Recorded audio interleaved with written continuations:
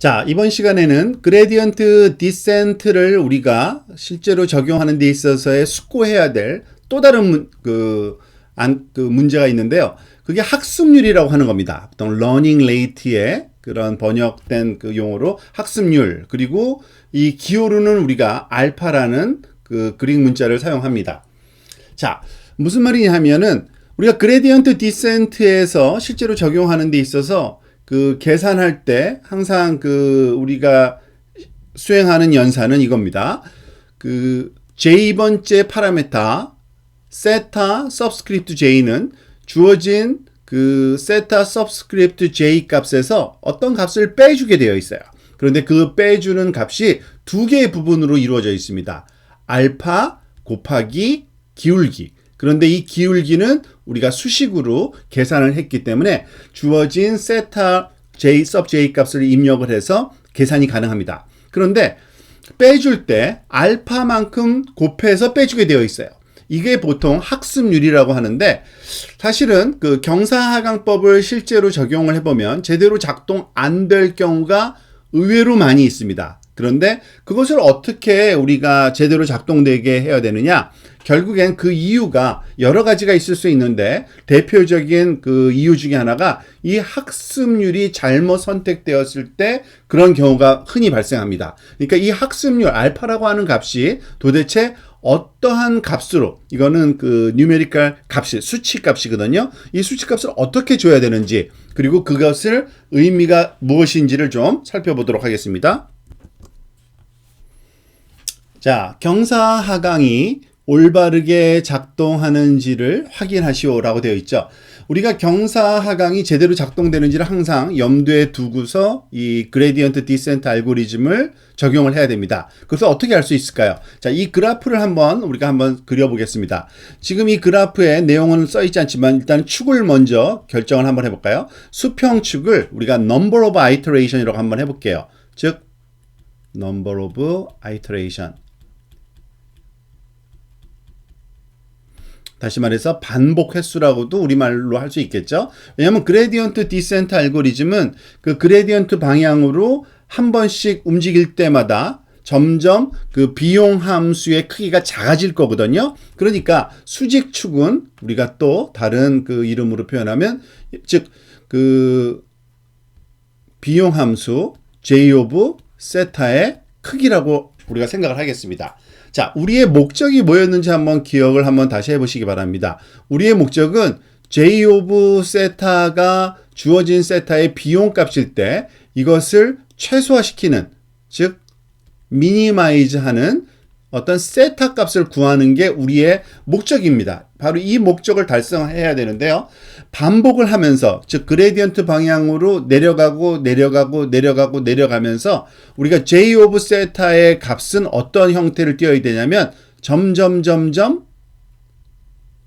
작아져야 됩니다. 그래야겠죠. 즉 반복을 한번 그러니까 100번 정도 했을 때의 그 그레디언트 값, 그러니까 비용 함수 값이 여기라 그러면, 만약에 200번 반복했을 때는 당연히 그것보다 더 작아져야 되고요. 300번 했을 때도 더 작아져야 되고요. 400번 했을 때 더 작아져야 됩니다. 즉 J 오브 세타의 그 크기는 반복을 할 때마다 감소해야만 됩니다. 그러니까 감소하지 않으면 이 경사하강, 그레디언트 디센트 알고리즘이 작동되지 않는 거예요. 그레디언트 디센트가 작동하지 하는지 안 하는지를 판단하는 것은 바로 이 반복 횟수, 그죠?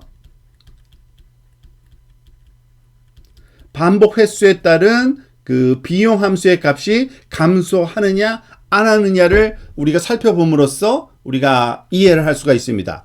그리고 그럼 언제 끝나야 되느냐도 좀 궁금하죠. 보통 뭐 임의의 횟수, 보통은 그 반복 횟수를 정해놓고서 일정한 반복 횟수가 됐으면은 끝내도 되고요. 또는 자동으로 수렴이 완성됐는지를 확인하는 보통 룰 오브 썸, 그러니까 우리가 주먹구구식 방법은 그 J 오브 세타의 크기가 그러니까 반복할 때마다 조금씩 작아질 건데 그걸 가정을 했으면 한 10의 마이너스 3승보다도 더 적게 감소하면 충분히 수렴했구나라고 우리가 예측할 수 있습니다. 사실 이 기준 그 값은 우리가 이미 피처 스케일링을 한 경우에요.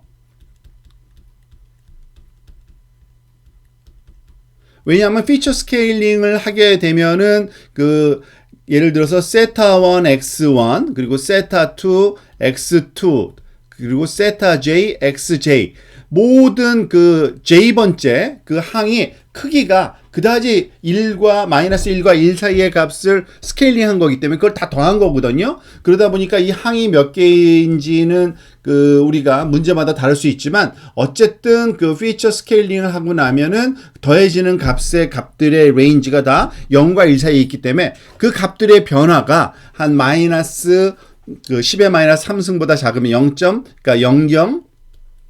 1 정도죠. 이것보다 작은 만큼만 변하면 충분히 우리가 수렴했다라고 예측할 수 있는 크기이기 때문에 이거를 많이 활용한다고 보시면 됩니다.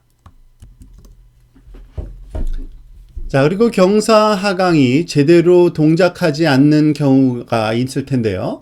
어떤 경우인지 한번 살펴보도록 하겠습니다. 늘 우리가 살펴봐야 되는 건 반복 횟수에 따른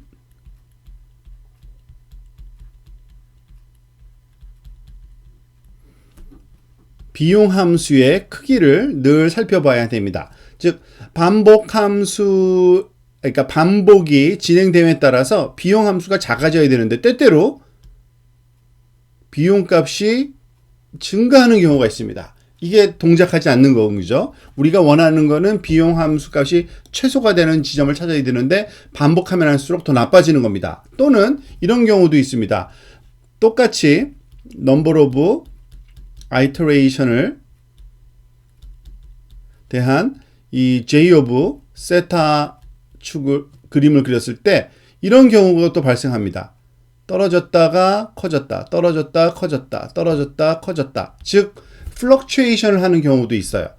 자, 이런 경우가 언제냐면은 우리가 소위 비용 함수의 모양을 소위 파라메타의 변동에 따른 그래프를 한번 그려보면 이와 같습니다. 즉, 이 세 번째 그래프는 축이 다른데요. 즉, 세타 축입니다. 세타 하나일 경우를 생각해 보는 겁니다. 그리고 수직축은 똑같아요. 즉, j of 세타의 그러한 값을 우리가 수직축을 할 때, 우리가 잘 알다시피 선형 회귀 문제에서 비용 함수는 항상 이렇게 쌍곡선 모양을 가질 거라고 얘기했습니다.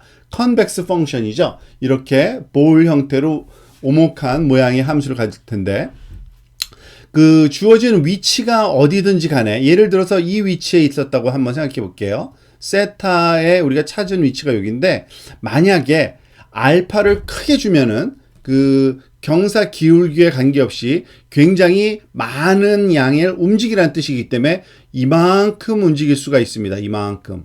즉 그렇게 되면은 오히려 소위 가장 최저점인 세타 미니멈 값에 우리가 도달하는 게 아니라 그것으로부터 멀어지는 위치. 그렇지만 여기서는 또 경사도가 더 크거든요. 그러면 또 이와 같이 증가할 거고 또 증가할 거고 또 증가할 거고 또 증가. 이렇게 앞에 봤던 이와 같은 반복 횟수를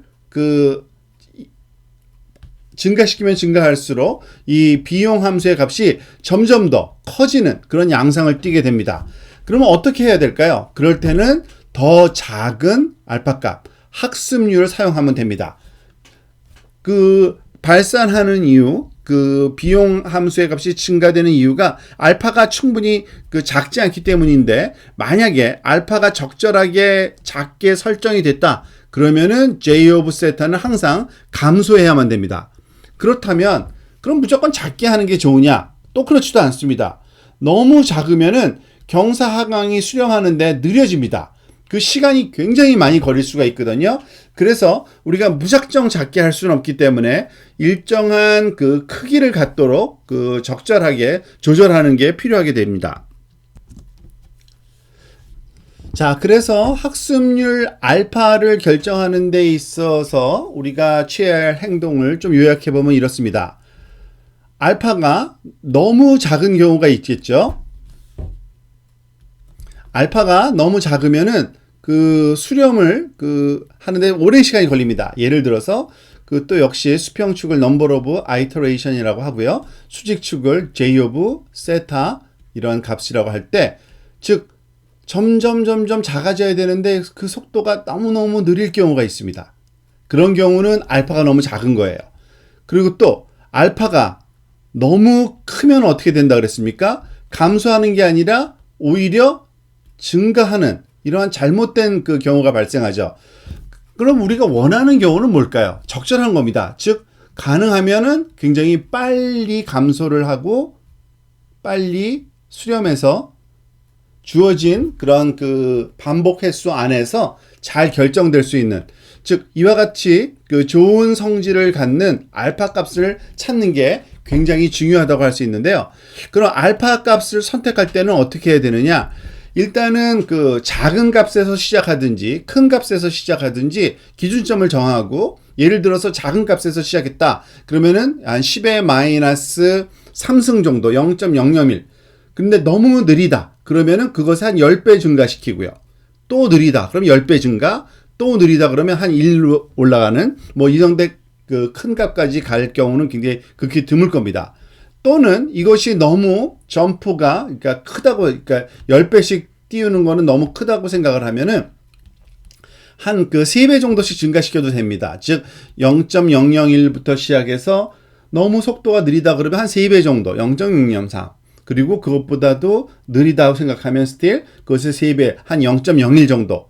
그리고 0.03, 0.1, 0.3, 즉 3배 정도씩 이렇게 증가시켜 가면서 적절한 속도를 찾아내는 그러한 방법을 보통 많이 권장하고 있습니다. 이러한 방식으로 우리가, 근데 실제로 결정은 아주 작든지 아주 크든지 하고서 우리가 그 알파 값을 이 반복 횟수에 따른 비용 함수의 변화율을 보면서 우리가 결정을 해야 되는, 그것이 중요하다고 할 수 있습니다.